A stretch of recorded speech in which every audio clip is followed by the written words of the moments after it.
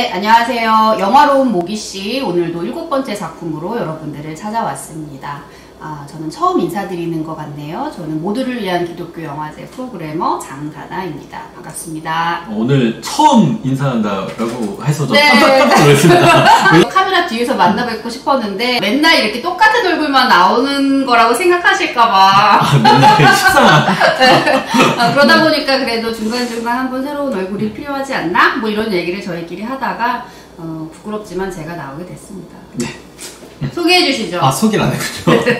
안녕하세요. 저는 영화를 좀 친절한 시선으로 해석해서 이해하기 쉽게 풀이해드리는 일을 하고 있는 영화해설가 박준용이라고 합니다. 반갑습니다. 네, 박준용 선생님은 뭐 자주 보시니까 또 익숙하실 것 같고요. 그래서 오늘 저희가 말씀드리고 싶은 영화는 애플이라고 하는 그리스 영화입니다. 이 영화는 사실 올해 제가 그 전주국제영화제에서 상영한 걸로 알고 있고요. 원래는 보려고 했었다가 그때 그 표가 매진이 돼가지고 못 봤어요. 전주영화제에서? 네, 올해. 네. 그래서 뭐 제2의 란티모스라느니 또 제가 란티모스를 좋아하다 보니까 굉장히 관심이 가는 영화여가지고 찾아보게 된 것도 있고요. 그리고 저희가 이 영화에 대해서 이 영화를 선택한 뭐 여러 가지 이유가 있는데 이게 5월에 선정 영화인데 보통 이제 3, 4월이 아카데미 영화제 전후로 해서 주목받는 작품들이 쭉 개봉을 하고 그리고 이제 7, 8월이 블록버스터 시즌이기 때문에 또 중요한 영화들이 많이들 개봉을 하죠.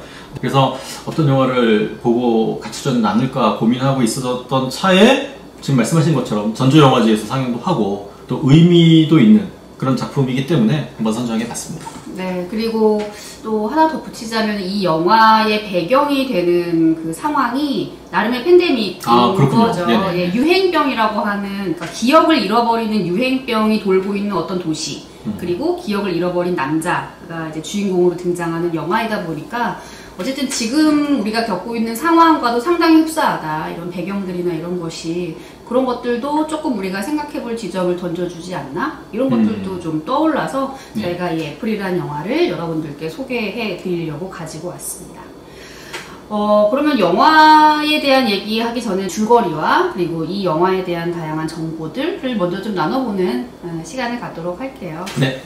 제2의 란티모스다. 그러니까 지금 이 배급사에서 왜 이렇게 얘기를 하는가 궁금하기는 한데 선생님 란티모스 영화 좋아하시잖아요. 근데 좋아하죠. 그 킬링 디어 아주 좋아하는 작품이고 또 랍스터 아주 흥미롭게 봤던 작품인데 네. 근데 오히려 그 제2의 요르고스 란티모스라고 하는 그 홍보가 별로 안 좋은 것 같아요. 왜냐면 그 감독처럼 좀 이렇게 굉장히 극적이고 그리고 예기치 않은 그리고 굉장히 그 생경하게 어떤 의미들을 이렇게 들이대는 이런 흥미진진한 영화라고 기대를 하고 영화를 보게 되거든요. 근데 그거에 비해서 이 영화 자체가 그런 의미의 그 흥분을 하게 만드는 극적 재미라고 하는 부분들은 상당히 달라요. 굉장히 침착한 방식으로 굉장히 좋게 말씀해 주시네요. 네. 예, 어떻게 보면 지루하고 란티모스에 비해서 재미적인 측면 또는 극적인 측면으로 가자면 좀 많이 떨어지는. 그렇죠. 예. 근데 아무래도 이제 감독님 이름을 말씀을 안 드렸네요. 크리스토스 리코라는 우리에게는 조금은 생소한 감독이긴 합니다. 그러니까 단편 영화 작업들을 주로 했었고 장편은 제가 알기로는 이게 지금 데뷔작이거나 첫 작품. 그러니까 공식적으로 알려진 거는 이게 첫 작품인 것 같아요. 근데 지금 우리가 란티모스 얘기를 하니까 또 하는 얘기지만 란티모스의 어떤 우화적인 측면의 지점들 사실은 이 영화도 약간 동화 같은 느낌이 들거든요. 어느 날 갑자기 기억이 없어졌어. 그러면 어떻게 될까? 약간 이런 컨셉이잖아요. 그리고 란티모스 감독도 그 어떤 극적인 사건이 일어나는 그 앞에 왜 그런 일이 벌어졌는지 그 이후에 또 그 일이 어떻게 연결되는지 뭐 이런 부분들 없이 그냥 갑자기 뚝 하고 그 상황이 이렇게 시작돼 버리거든요. 맞아요. 이 영화도 기억을 잃는 이런 병이라고 하는 게 어디서 기원했는지 그 다음에 어떻게 되다가 어떻게 그 결과가 뭐 이런 것들에 대한 거는 큰 관심이 없어요. 맞아요. 그냥 계기일 뿐이죠. 맞아. 근데 그런 계기들이 결국에는 인간들을 찾아왔을 때 어떤 선택을 할 것이고 어떤 이후의 상황들을 만들어낼 것이냐라고 하는 다양한 그 인간 군상들의 모습과 선택 그리고 그로 인해서 이루어지는 그 다음의 삶에 대한 이야기 이런 것들이 그래도 어느 정도 유사한 지점은 있는 것 같아요. 네, 맞습니다. 그러나 조금 다르다 라는 생각이 들고요. 그 영화의 줄거리를 말씀을 드리면 저희가 지금 계속 얘기를 하긴 했지만 주인공인 한 남자가 있습니다. 근데 그 남자가 버스에서 졸다가 깼나요? 자다가 네, 깼는데 졸았던 것 같아요. 네, 기억이 갑자기 다 사라진 거죠. 그래서 내가 누군지도 모르고 내가 어디서 왔는지도 모르고 심지어 자기 주머니에는 신분증 하나 없는 상황에서 이 사람이 이제 병원에 이제 가게 되죠. 근데 그 버스 기사가 되게 재밌는 게 굉장히 놀라는 것도 아니고 이런 일을 많이 본 것처럼 맞아요. 이런 그 사람들이 많이 있었던 것처럼 되게 심상하게 맞아요. 아, 또 이런 사람이 생겼구나. 또 신고하고 또 데리러 가겠지. 이런 그 프로세스를 그렇죠. 밟더라고요. 그러니까 보다 보니까 뭐지 이런 심각한 상황 속에서 그냥 너 무슨 이런 병이구나 뭐 이렇게 지나가는 느낌. 근데 알고 보니까 그 마을이 아까 말씀드린 것처럼 이제 그런 기억이 사라지는 기억을 잃어버리게 되는 그런 전염병 뭐라 해야 될까요? 그런 유행병 이런 게 돌고 있는 상황이었고 그러다 보니까 이제 당국에서는 이렇게 기억을 잃어버린 사람들을 어쨌든 가족에게 데려다 줘야 되고 기록을 찾아야 되는 거잖아요. 그래서 이제 사람들에게 여러 가지 훈련을 시키는데 그래도 이제 가족이 찾아온다거나 뭐 이런 경우에는 다시 예전의 삶으로 돌아갈 수 있는 사람들이 있지만 주인공은 이제 아무것도 없는 거죠. 찾으러 오는 사람도 없으니까 그리고 자기가 누군지 어디서 살았는지 일체의 기억이 없으니까 그냥 냅두면 그냥 이러고 있을 거 아니에요. 그러다 보니까 그렇죠. 근데 그러다 보니까 이제 그 나라에서 그 도시에서 나름 프로그램을 마련을 합니다. 그런 사람들이 기억이 없다고 아예 살아갈 수 없고 이러면 안 되니까 새로운 기억을 이제부터 이제 쌓아주는 프로그램을 만들어주는 거죠. 그래서 그런 사람들에게 매일매일 이제 미션을 주면서 이제 기억을 만들어가는 그 과정 속에 있는 그 주인공이 이제 이 영화의 주된 얘기가 되는 거죠.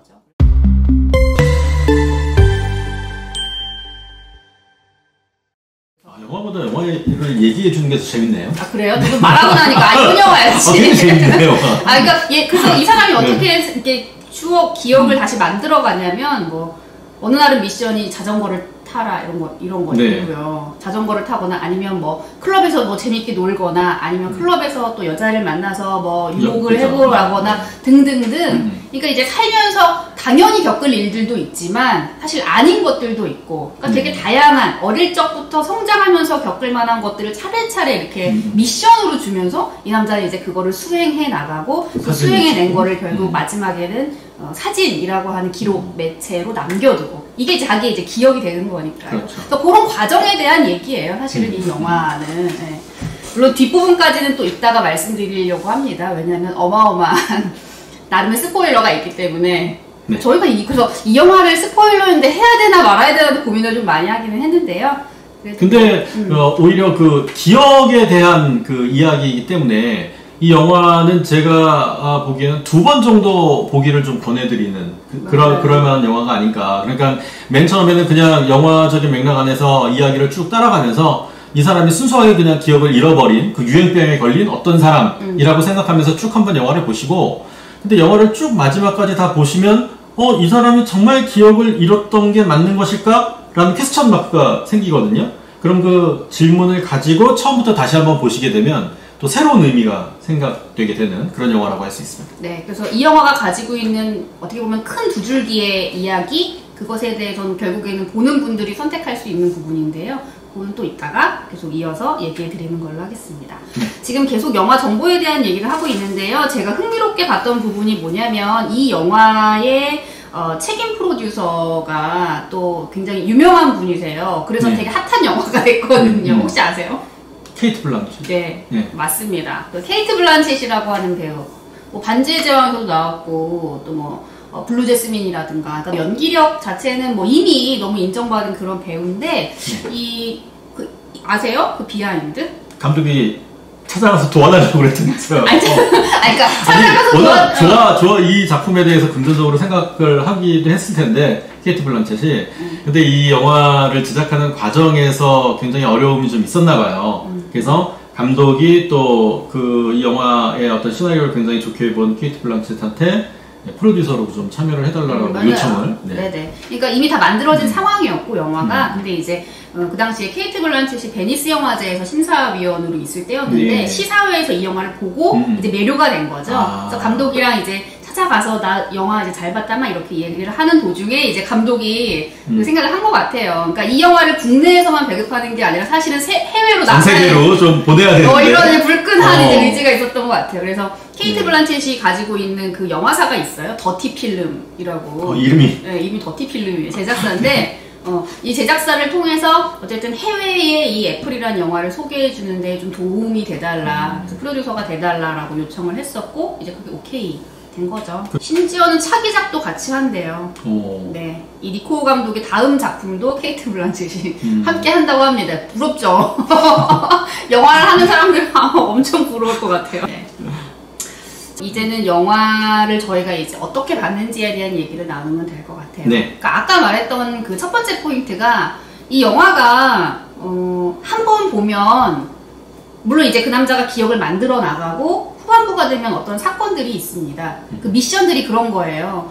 죽어가는 사람과 얘기하기, 시간을 같이 보내기. 네. 그런 미션을 수행하다가 이 남자가 갑자기 모든 것을 다 정리를 하고 다시 예전의 삶으로 돌아가는 걸로 엔딩이 일단은 마무리가 되는데 거기까지 보다 보면은 이제 띵 하는 장면이 몇 개가 있어요. 왜냐면 이 남자가 기억을 진짜 잃어버렸고 그 위에 새로운 기억을 만들어가는 것인가, 아니면 이상하다, 이 남자 기억이 잃어버린 게 아닌 것 같은데 라고 생각하는 포인트들이 있잖아요. 네, 중간중간. 네. 그게 이제 마지막에 딱 그 엔딩과 맞물리게 되면서 두 가지 길이 되는 거죠. 이 남자는 기억을 다시 찾았는가? 아니면 원래부터 기억이 잃어버린 게 아닌데 마음을 바꿔서 다시 원래의 삶으로 간 것인가 라는 두 줄기의 이야기로 사실 귀결이 되거든요. 근데 어떤 방식으로 어떤 길을 양갈래길에서 간다 하더라도 공통적으로 이 사람이 겪은 어떤 과거의 일에 대한 얘기들은